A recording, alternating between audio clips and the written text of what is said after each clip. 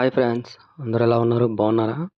First topic వచ్చేసి pen కానీ pencil కానీ యూజ్ చేయకుండానే మనం టేబుల్స్ ఫామ్ చేయడం ఈజీగా. ఏంటి అంటే టేబుల్స్, ఈ టేబుల్స్ అనేవి మనం పెన్ ఆ పెన్సిల్ లేకుండా ఈజీగా మనం చేసే ప్రొసీజర్ అనమాట. దీన్ని చేయాలంటే ముందు మనం ఏం చేయాలంటే ఫస్ట్ మనకి ఏం టేబుల్ అడిగాడు, 1870 అని అడిగాడు అనమాట. ఈ పెన్ అనేది పెన్సిల్ అనేది యూజ్ చేయకుండా మనం చేయొచ్చు అనమాట. ఇది ఎలా చేయొచ్చు అంటే చూడండి, ఫస్ట్ ఆఫ్ ఆల్ మనకి అందరికీ తెలిసింది ఏంటంటే 18 ఇది కామన్ గా అందరికీ తెలిసిందే. అలాగే 18 దీన్ని కూడా మనం ఈజీగా తెలుసు అందరికి. 18 18 అలాగే దీని యొక్క మిడిల్ పార్ట్ మనకి ఏమొస్తుంది, 18 అంటే దీంట్లో ఒక ఆఫ్ అన్నమాట 90. ఇవన్నీ మనం ఈజీగా పెన్ పేపర్ పెట్టుకుని మైండ్ లో మనం క్యాల్కులేట్ చేసుకోవచ్చు.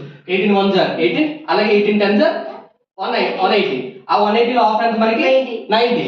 ఓకేనా? ఇప్పుడు మనకి అక్కడ అడిగిన సమ్ ఏంటి, 7 అనేది దేనికి దగ్గరలో ఉంది, 5కి దగ్గరలో ఉంది. 5కి దగ్గరలో ఉంది. ఇది 5 ఇది 7.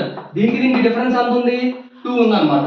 అంటే మనం ఈ దీనికి ఇంకా 2 అనేది మనం యాడ్ చేసుకోగలిగితే మనకు ఆన్సర్ అనేది మనం రీచ్ అయిపోగలం. ఇక్కడ 18 ఇది ఆల్మోస్ట్ మనకి 1 తెలిసిన వాళ్ళకి ఎవరికైనా సరే 2 కూడా మనకి తెలిసిపోతుంది. ఎంత, 36. సో 90 + 36 = 126. మనకు కావాల్సిన ఆన్సర్ అనేది వచ్చేసింది. మనం అనుకోవచ్చు మనం ఏంటంటే సింగిల్ టర్మ్స్ అంటే ఇప్పుడు ఈ 20 లోపు అంటే మేము టేబుల్స్ డైరెక్ట్ చదివితే ఇవంతా చేయాల్సిన లేదు కదా సార్, ఈజీగా వచ్చేస్తుంది కదా అని. మనకి చెప్పాల్సిన ప్రొసీజర్ ఏంటి అంటే ఇది ఓన్లీ 1 టర్మ్ 2 టర్మ్స్కే కాకుండా 3 టర్మ్స్ కూడా మనం చేసేటట్టు ఉండాలన్నమాట.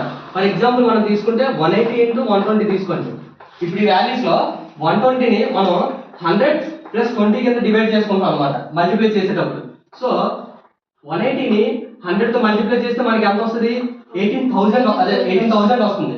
అలాగే ఈ 180ని 20తో మల్టిప్లై చేస్తే మనకి ఎంత వస్తుంది, 3,600.